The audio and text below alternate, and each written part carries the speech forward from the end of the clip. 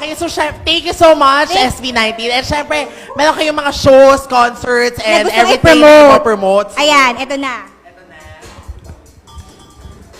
Atrasado tayo.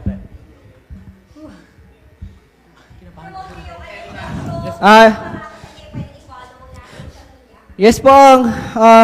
For now po kasi meron tayong COVID-19. So, marami po kaming events and concerts na na-delay, na-postpone. Pero for a later date, announce po namin yung mga schedules. Abangan nyo po dyan yung given to SB19. That was supposed to be on March 19, pero mamumove po yung date. Then, meron pa po kami 6 remaining concerts nationwide.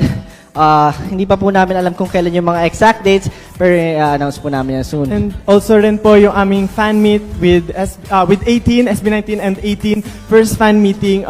Wala pa pong exact information kung ano pong mangyayari. So you can just check out our social media accounts. Just search for SB19 Official or Official SB19. Meron po kaming Twitter, Instagram, Facebook, and a YouTube channel po para po makita yung mga updates and mga schedules namin na ilalabas namin soon. Yes. And syempre po, thank you po sa PEP. We had a great time po. Sobrang saya po. Sobrang saya po. Salamat po.